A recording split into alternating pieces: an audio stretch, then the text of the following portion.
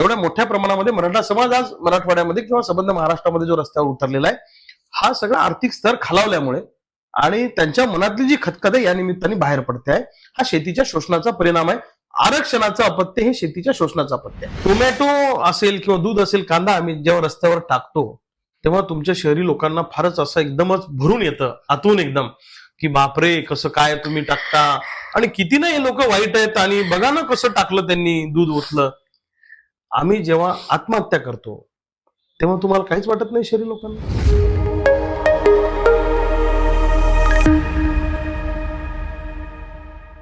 शहरी स्त्री म्हणून मला असं बोलावंसं वाटतं की जेव्हा कर्जमाफीचा विषय येतो, न्यूजपेपरमध्ये येतं की शेतकऱ्यांना कर्जमाफी पाहिजे, हे पाहिजे, तर आम्ही सुद्धा ना ट्रेनचे धक्के खात 9 ते 5 जॉब करणारी माणसं आहोत आणि शहरातले लोक काही फार असे सगळे सुखवस्तू आणि असे जगतायत असा विचार नसतो.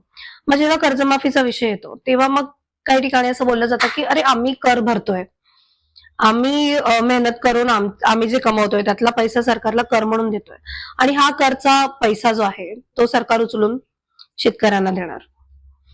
तर ही एक शहरी भावना असते. पण त्यावेळेला शेतकऱ्यांची जी अवस्था असते ती वेगळी असते. कर्जमाफी मागण्यामागची भावना वेगळी असते. तर एक्झॅक्टली ती काय भावना असते ही एक गोष्ट मी शहरातल्या लोकांना खटकणाऱ्या गोष्टी सांगते. आणि जेव्हा तुम्ही आंदोलन करताना टोमॅटो फेकून देता, दूध ओतून टाकता, भाजीपाला फेकून देता, तेव्हा आम्हाला खरंच असं होतं की आम्ही खरं तुम्ही म्हणता ना 2-2 रुपयासाठी 5-5 रुपयासाठी आम्ही गाजगीज करतो शेतकऱ्यांबरोबर, भाजीवाल्यांबरोबर. तर आमची ही भावना असते की अरे 50 रुपये लिटर दूध ओतून टाकतात. आम्हाला असं वाटतं टीव्हीवर बघितल्यानंतर. पण त्यामागचा आक्रोश काय असतो, त्यामागची भावना काय असते? हा, मुळामध्ये तुम्ही बरोबर प्रश्न विचारला, कारण या प्रश्नाला आम्ही पण फेस करतो. शहरातले तथाकथित बुद्धिवादी हा प्रश्न आम्हाला सातत्याने विचारत असतात. असं आहे की आम्ही कर्जमुक्ती का मागतोय? आम्हाला काही शोक नाही वारंवार कर्जमुक्ती मागायचा. शेतीमालाच्या भावामध्ये तुम्ही आम्हाला लुटलेलं आहे सरकारने आणि सरकारच्या चुकीच्या धोरणामुळे आज आम्ही कर्जबाजारी झालेलो आहे, असं आमचं स्पष्ट मत आहे. म्हणजे की समजा आता एका एकरामध्ये जर का सोयाबीनचे 4 पोते होत असतील आणि आम्हाला खर्च 36,000 रुपये एका एकराचा असेल, तर किमान एका एकरामध्ये आम्हाला 50,000 रुपये तर मिळाले पाहिजे. 36 लावायचे आणि वरचे 10-15 हजार रुपये आम्हाला नफा तर मिळाला पाहिजे एकरामागे. सरकारच्या चुकीच्या धोरणामुळे 36 लावायचे आणि 18 आणायचे. मग कर्जबाजारी आम्ही होणार नाही का? आम्ही कुणामुळे कर्जबाजारी झालो? सरकारमुळे झालो. आणि म्हणून आम्हाला कर्जमुक्ती हा आमचा अधिकार आहे. ते भीक नाही मागत आहे आम्ही, तो आमचा हक्क आहे.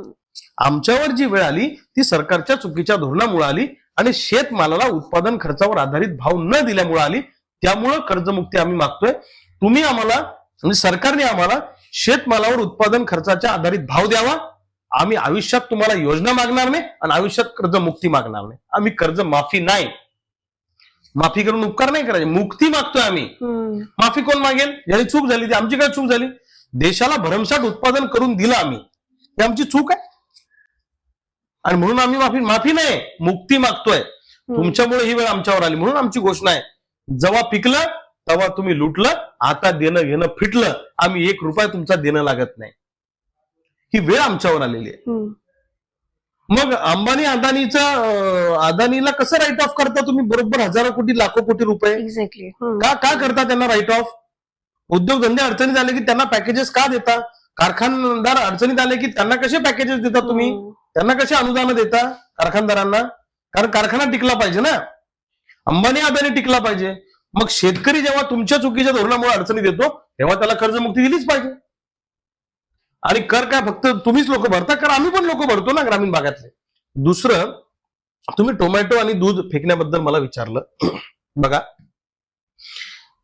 टोमॅटो असेल किंवा दूध असेल, कांदा आम्ही जेव्हा रस्त्यावर टाकतो तेव्हा तुमच्या शहरी लोकांना फारच असं एकदमच भरून येतं आतून एकदम, की बापरे कसं काय तुम्ही टाकता आणि किती ना हे लोक वाईट आहेत आणि बघा ना कसं टाकलं त्यांनी, दूध ओतलं. आम्ही जेव्हा आत्महत्या करतो तेव्हा तुम्हाला काहीच वाटत नाही शहरी लोकांना? थोडी कणं वाटत नाही आमची? आज रोज विदर्भातले 4 शेतकरी आत्महत्या करताय, तेव्हा नाही तो संवेदनशीलपणा जागृत होत आपल्यातला? मला सांगा, आज टोमॅटोचा खर्च का कांदा टोमॅटो हा मार्केटपर्यंत न्यायला सुद्धा आम्हाला परवडत नाही. त्याला जर सरकार भाव देणार नसेल तर टोमॅटो आम्ही पिकवलाय, कांदा आम्ही पिकवलाय, तो फेकायचा का काय करायचा आमचा आम्ही बघू. तुम्ही शहरी लोक जेव्हा हॉटेलमध्ये जाता, मोठमोठ्या म्हणजे माफ करा सगळेच नाही पण बरेच लोक, आपण पबला जातो, आपण हॉटेलमध्ये जातो, बारमध्ये जातो, मॉलमध्ये जातो, तर तुम्ही जेवणारे लोक अर्ध्या 75% तर उष्टी टाकून देतो आपण. मग तेव्हा नाही वाटत आपल्याला की हे तर सगळं वाया गेलंय अन्न म्हणून. तिथे नाही वाटत, सगळे नाही पण बरेच लोक असं करतात. मग मला सांगा की जर आम्हाला ही गोष्ट परवडतच नाही तर आम्ही टाकणार ना. आणि जर एवढी असं वाटणाऱ्या लोकांना जर एवढी म्हणजे क्यू येते की बाबा हे वाया घालू नका, तर त्या लोकांनी आमचा माल जास्त भावात का विकत घेऊ नये? बार्गेनिंग का करता आमच्या बरोबर? भाजीपाल्यामध्ये, दुधामध्ये, कांद्यामध्ये का करता बार्गेनिंग? तुम्हाला आमची कदर आहे ना, आमच्याबद्दल खूप कणव आहे, मग बार्गेनिंग नका करू. आम्ही म्हटलं 10 रुपयाला मेथीची जुडी येतं, तुम्ही मला 20 रुपये घ्या, शेतकऱ्याचं भलं झालं पाहिजे, असं का म्हणत नाही? शहरात जाताना कपड्याच्या दुकानात भाव करत नाही, कुठेच भाव करत नाही. लाखो रुपयाच्या पार्ट्या एका दिवशी होतात, तिथे कुठेच भाव होत नाही. आमच्याच बाबतीत का पोटात दुखतं? हे बा, आम्ही कांदा पिकवलाय, माल आमचा आहे, माल आमचा, मालक आम्ही, वाटेल तिथे विकू आम्ही, नाही तर फेकू आम्ही, तर आम्ही ठरवू काय करायचं. भाव द्या आम्ही विकू, नाही भाव दिला आम्ही सडेल. आज जेव्हा शेतातला माल घरी सुद्धा आणू शकत नाही आम्ही, तेव्हा शेतात नांगर फिरवतो आम्ही त्याच्यावर. मग का नाही असं एखाद्या नागरिकाला वाटत की या शेतकऱ्याला जाऊन मदत केली पाहिजे, या शेतकऱ्याला अडचणी द्यायला मदत केली पाहिजे? असं का म्हणत नाही की कांद्याचे भाव वाढले तर हे लोक रस्त्यावर फेकतात, खेड्यातले लोक, कांदा परवडत नाही, रस्त्यावर कांदा आम्हाला चालणार नाही, यांना भाव वाढून द्या, असं शहरातल्या लोकांनी एखादा मोर्चा का वाढू नये? आम्ही नाही खाणार 1 वर्ष कांदा, ही भावना नाही, आपलपोटेपणाची भावना नाही चालणार. आणि मला सांगा, आम्ही लेकरापेक्षा जास्त जीव लावतो या पिकाला. तुमच्या माहितीसाठी, लेकरू आजारी पडलं ना ताई, तर आम्ही दवाखान्यात नेत नाही. आमची माय आजारी पडली तर आमच्या बापाला सांगते की मला दवाखान्यात नेऊ नका तुम्ही, पहिले सोयाबीनवर औषध आणा फवारायला, कांद्यावर आणा, पिकाला आपल्या औषध आणा.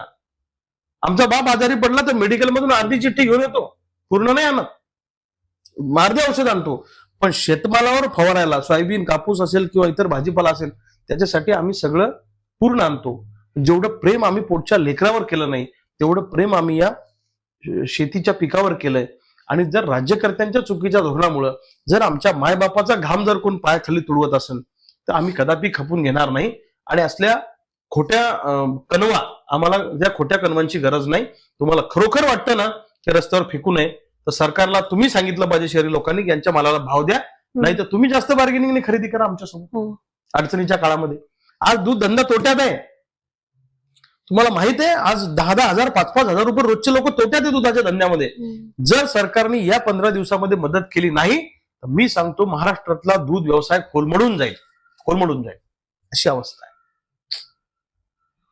आता आपण रिसेंटली एक बीबीसीची डॉक्युमेंटरी बघितली होती, ज्यात शेतकऱ्यांची मुलं जी मुंबई सारख्या शहरात येतात शिकायला आणि त्यांचेही हाल होत आहेत खाण्यापिण्याचे वगैरे, तर ते पाहिल्यानंतर व्हिडिओ खरं तर मला काय वाटलं माहितीये का, की का त्यांना मुळात ग्रामीण भागातून शहरी भागात शिक्षणासाठी यावं लागावं?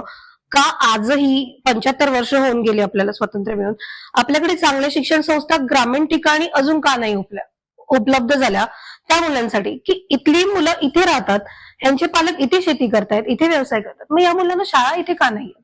किंवा त्या पद्धतीचं शिक्षण इथे, उच्च शिक्षण का उपलब्ध नाहीये? अजूनही त्यांना मुंबई पुण्याकडे जर यावं लागत असेल, तर आपल्या शिक्षण पूर्ण क्षेत्राचं हे काय म्हणू आपण, अपयश आहे असं वाटतं तुम्हाला? हे राज्यकर्त्यांचं अपयश आहे. हे कोणी करायचं असतं?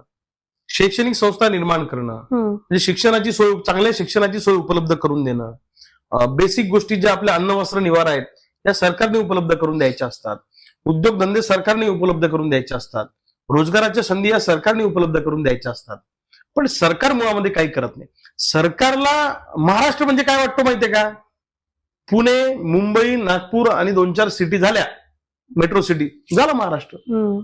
आज तुम्हाला उदाहरण सांगतो, विदर्भाच्या जेव्हा करार झाला होता, जेव्हा तिकडच्या हिंदी साइडर राज्यातनं काही भाग हा विदर्भाला जोडला गेला, त्यावेळी काही करार झाला, त्यावेळी 3.5 कोटी लोकसंख्या होती विदर्भाची, आता ती 2.25 कोटी आहे. अच्छा. हा, एवढे लोक विदर्भ सोडून गेलेत, पुण्या मुंबईकडे आलेत. रोजगाराच्या संधी नाही ना आमच्याकडे. पोरगा ग्रॅज्युएट झाला की जाईल कुठे तो? शेती परवडत नाही. आणि सगळ्या जिल्हा परिषदच्या शाळा यांचं बंद पडण्याचं कटकारस्थान चाललंय. सगळं म्हणजे मोठमोठ्या कॉन्व्हेंट, सावित्रीबाई फुले आणि महात्मा फुल्यांच्या स्वप्नातलं शिक्षण तुम्ही कुठे देणार आहे आम्हाला? याला सरकार जबाबदार आहे. जाऊन बघा ना, अरविंद केजरीवालांचा आदर्श घ्या म्हणा यांना. त्यांनी शिक्षणाच्या ज्या पद्धतीने मोहल्ल्यामध्ये सुविधा केल्या, आरोग्याच्या सुविधा केल्या. आज जर आरोग्य विभागात म्हणजे सिव्हिल हॉस्पिटलचा मुख्य डॉक्टर जर 50,000ची लाच घेताना पकडला जातो तर आम्ही बघायचं कुणाकडे? दवाखान्यात पैसे दिल्याशिवाय ट्रीटमेंट होत नाही सरकारी दवाखान्यामध्ये. मग चाललंय काय आणि कशासाठी आम्ही सगळं करतो? हे सगळं राज्यकर्त्यांचं अपयश आहे. लोक जर गावं सोडून मेट्रो सिटीच्या दिशेने रोजगारासाठी भटकंती करत असतील, आमचे पोरं शिक्षणासाठी जर पुणे मुंबईमध्ये येत असतील, ते सरकारचं अपयश आहे.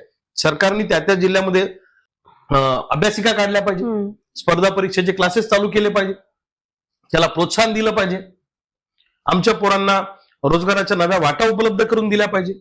डिप्रेशन मध्ये चाललेत पोरं. बीबीसीला त्या मुलीने जे सांगितलं त्या दिवशी की मी एक वेळचं जेवण करते आणि आई विचारते जेवलीस का, तर मी सांगते मी जेवली, म्हणून तिच्या डोळ्यात पाणी होतं. ही फॅक्ट आहे. आजही आमच्या ग्रामीण भागातून पुण्याला येणारे पोरं अर्ध्यापेक्षा जास्त पोरं एकच वेळ जेवतात पैसे नसल्यामुळे.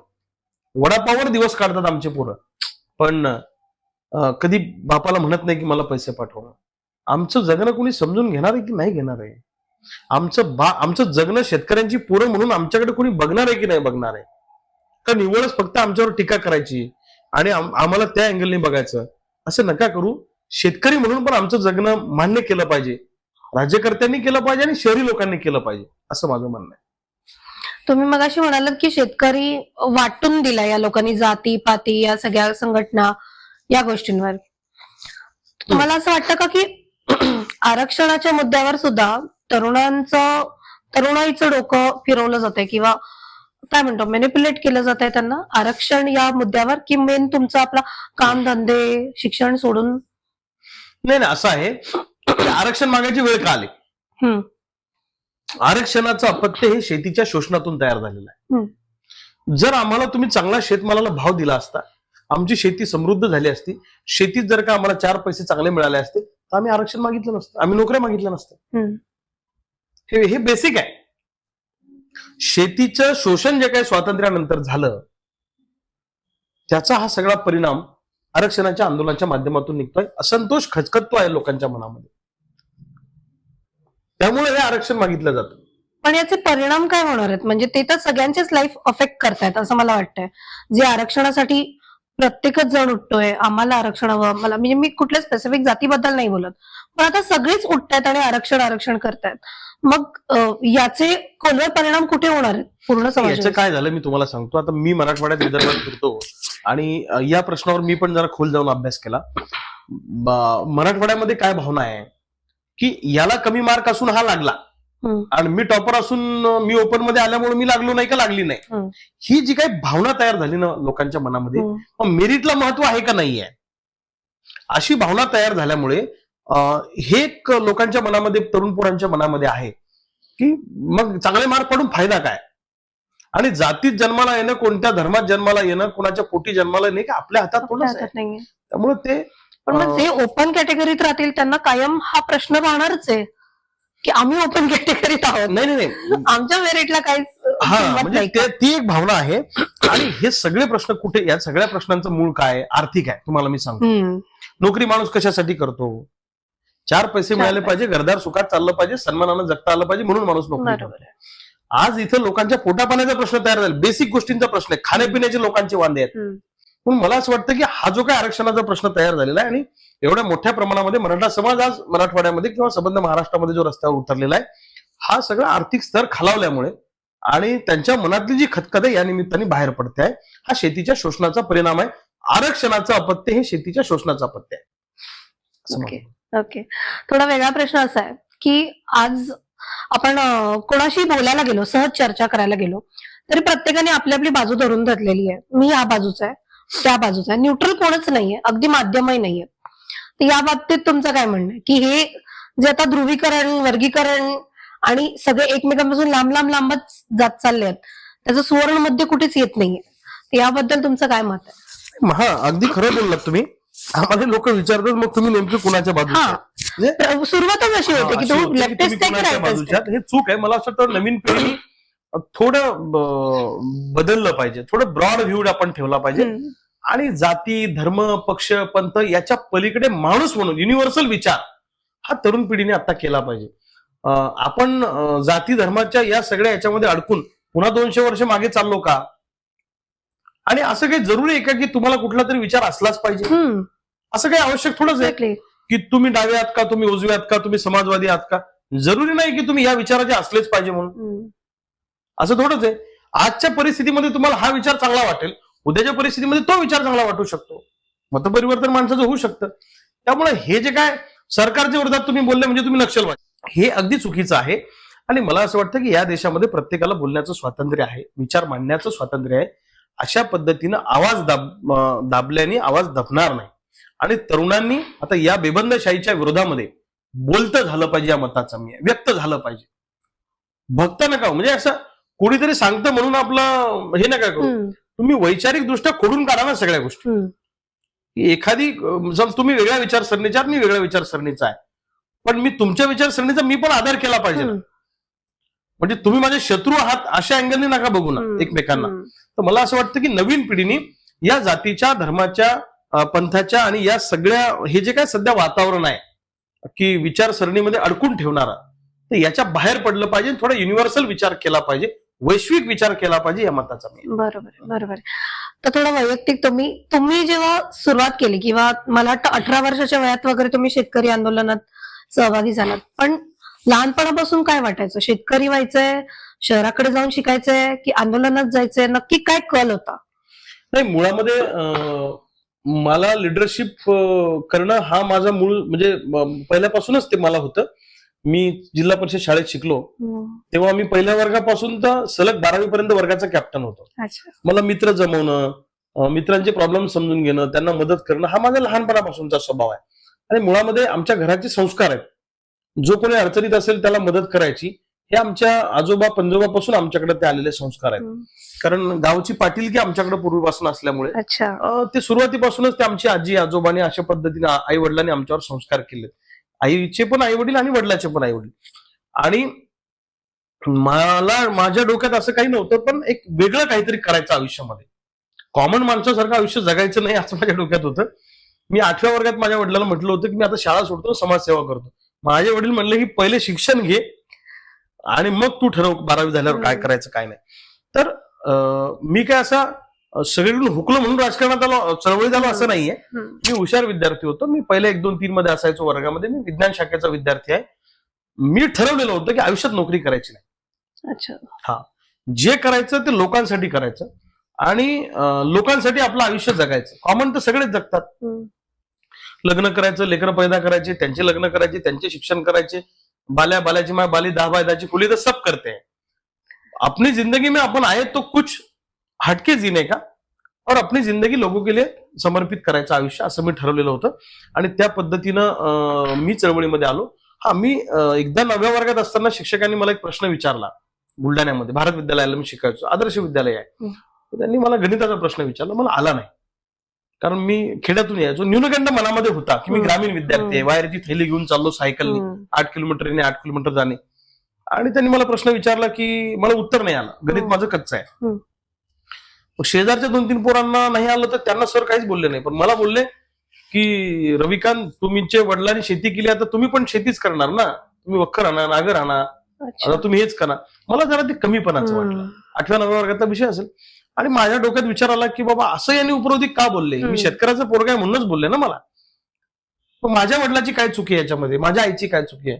आणि आम्ही लहानपणापासून बघतो आमचे वडील शेतीचा हिशोब लिहून ठेवतात. आमच्या घरात कोणाला व्यसन नाही, बारीक बारीक हिशोब लिहिला जातो. तरी आपल्या वडिलांचं कर्ज वाढत का चाललं? मग थोडा मोठा झाल्यावर मी याचा विचार केला की आपले वडील चुकू शकतात किंवा शेजारी चुकू शकतो, पण सगळ्याच गावाची अवस्था अशी आहे. शेती करणारा सगळेच लोक गरिबीत का जगतात? याचा जेव्हा मी विचार केला तेव्हा त्याचं उत्तर मला स्वर्गीय शरद जोशींच्या विचारामध्ये सापडलं. आणि शरद जोशींनी सांगितलं, आपल्या बापाच्या गरिबीचं कारण हे आपला बाप गरीब का आहे, आपल्या बापाच्या गरिबीचं कारण हे सरकारचं धोरण आहे आणि सरकारचं धोरण हे आपल्या बापाचं मरण आहे. मग मी त्यांचं वाङ्मयीन साहित्य सगळं वाचलं आणि मला अभिमान आहे, मी शेतकऱ्याच्या पोटी जन्माला आलो. मला पहिल्यापासून ग्रामीण भागाचा अभिमान आहे. मी प्राऊड फील करतो की मी ग्रामीण भागातून आलोय, मला माझ्या ग्रामीण भागाचा अभिमान आहे आणि मी अशा मायबापाच्या पोटी जन्माला आलो की देशाला संपन्न करण्याचं काम जे करतात, राष्ट्र निर्माणाचं काम जे करतात, एका दाण्याचे 1000 दाणे करण्याची किमया ज्या मायबापाच्या हातामध्ये आहे, अशा इमानदार मायबापाच्या पोटी मी जन्माला आलो, याचा मला सार्थ अभिमान आहे.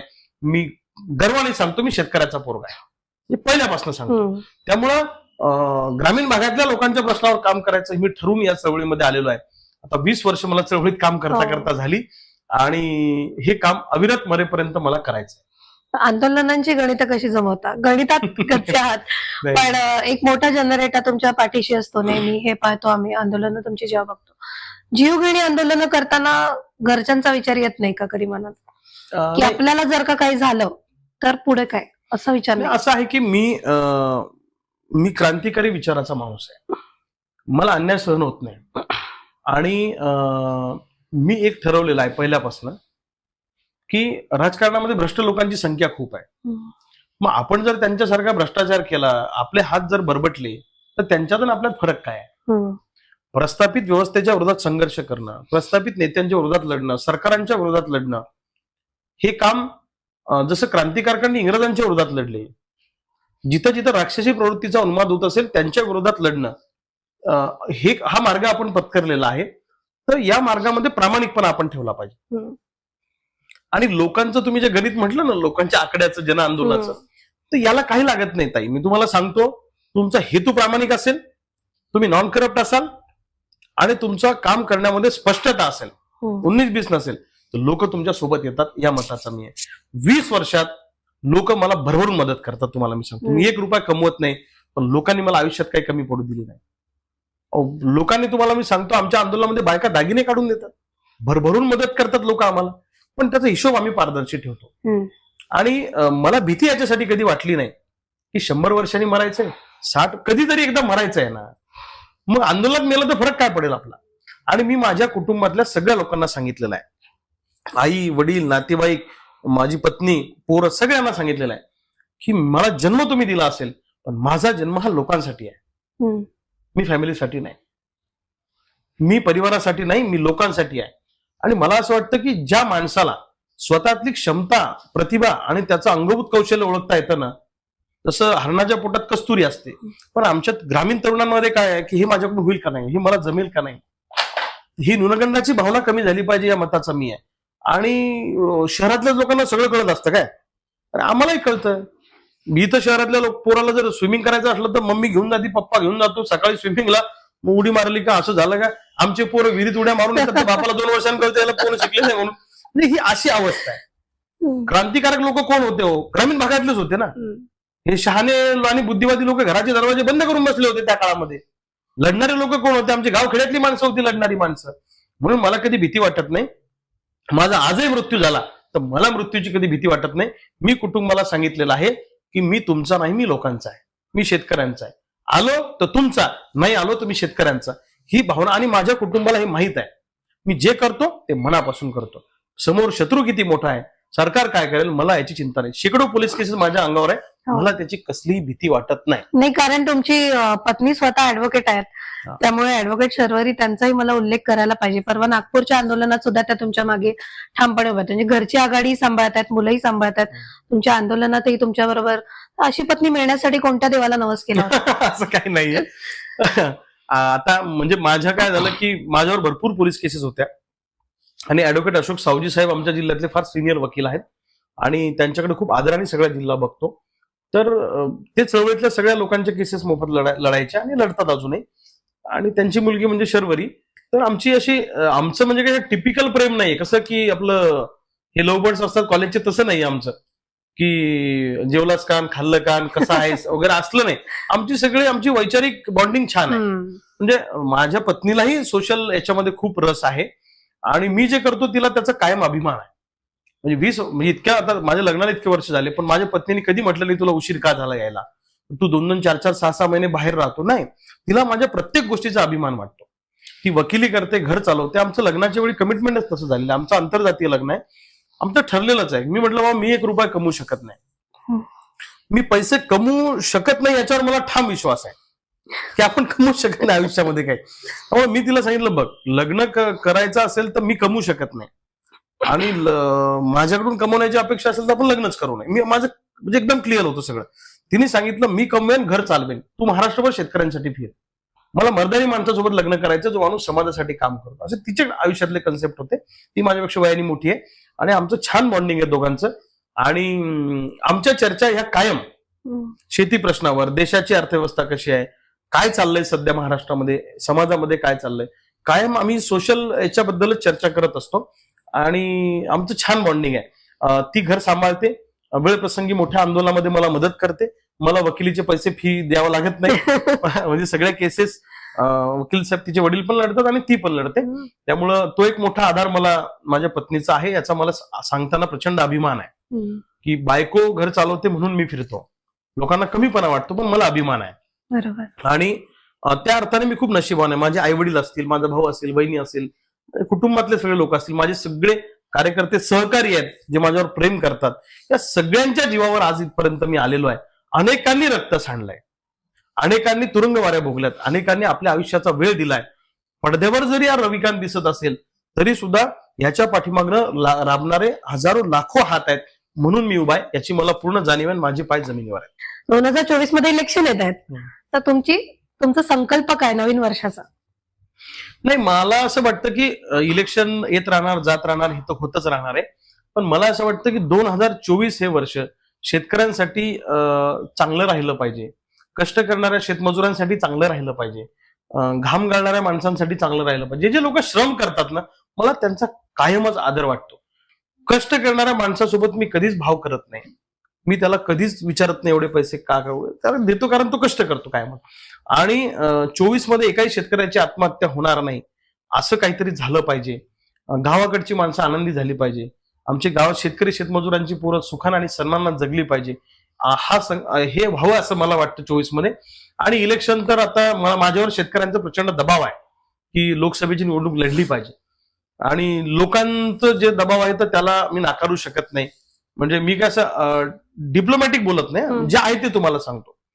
म्हणजे मला कायम चळवळीत आणि आंदोलनात राहण्यात इंटरेस्ट आहे, पण शेतकऱ्यांचा आणि शेतकऱ्यांच्या पोरांचा माझ्यावर खूप दबाव आहे की लोकसभेची निवडणूक लढून दिल्लीला गेलं पाहिजे. तर ती निवडणूक आता लढावी लागेल. आणि जे पराजयाची चिंता करणारा मी माणूस नाहीये. एखादं चांगलं काम जर तुम्ही हाती घेऊन निघालेला असला तर समाज तुम्हाला डोक्यावर घेतो, याचा मी अनुभव अनेक वेळा घेतलेला आहे. त्यामुळं 24 हे वर्ष दणक्यात जाईल आणि परिवर्तनाचं वर्ष आहे. अनेक गोष्टींमध्ये परिवर्तन होईल, कारण आमची तरुणाई जी आहे ही तरुणाई आता परिवर्तनाच्या मूडमध्ये आहे. टिपिकल पॉलिटिशियनला पाहून पाहून कंटाळले लोक आता, आणि तेच ते चेहरे, तेच सगळं. आमच्या तरुणाईला या राजकारणी लोकांच्या थोबाड्याकडे पाहू वाटत नाही. काय सांगू तुम्हाला, अशी परिस्थिती त्यांना. आणि मला असं वाटतं की नवीन पोरं पण राजकारणात आले पाहिजे. मी असं म्हणत नाही की आम्हीच पाहिजे, नवीन पोरं राजकारणात आले पाहिजे. राजकारण वाईट नाही हो, राजकारणामध्ये वाईट लोकांची संख्या जास्त आहे. उलट याच्यामध्ये चांगल्या लोकांनी यावं असं आमचं आव्हान आहे. सज्जनांनो, निंबळटपणा सोडा आणि राजकारणात या, हे आवाहन मी सगळ्या सज्जन लोकांना करेन. असा संकल्प आहे आणि दणक्यात होईल, छान होईल. आणि 2024 हे वर्ष आमच्या चळवळीसाठी आणि आमच्यासाठी पण एक ब्रेक थ्रू देणार असेल. सो 2024 हे वर्ष आपल्यासाठी विजयाची घोडदौड घेऊन येणारा असो आणि आपल्याकडून महाराष्ट्रभरासाठी खूप चांगलं काम घडो, ही आमची मराठी लाईव्हच्या पूर्ण टीमकडनं आपल्याला शुभेच्छा आहेत. आपण खूप वेळात वेळ काढून इथे आलात, त्याबद्दल मनापासून धन्यवाद. थँक्यू मनापासून धन्यवाद. सर, आपण इथे एवढ्या छान गप्पा मारल्या, त्या गप्पांची एक आठवण म्हणून आमच्याकडून एक छोटीशी भेट आपल्याला. थँक्यू. म्हणजे तुम्ही ठेवल्यावर आमची आठवण येणार तुम्हाला. खूप खूप धन्यवाद. थँक्यू. रोज आठवण येणार याची. हो. आजचा एपिसोड तुम्हाला आवडला असेल याची मला खात्री आहे. असेच नवनवीन एपिसोड बघण्यासाठी सर्वात प्रथम या चॅनलला सबस्क्राईब करा. आजचा एपिसोड आवडला असेल तर त्याला लाईक करा, शेअर करा आणि तुमच्या प्रतिक्रिया मला कमेंट्स मध्ये कळवा. धन्यवाद.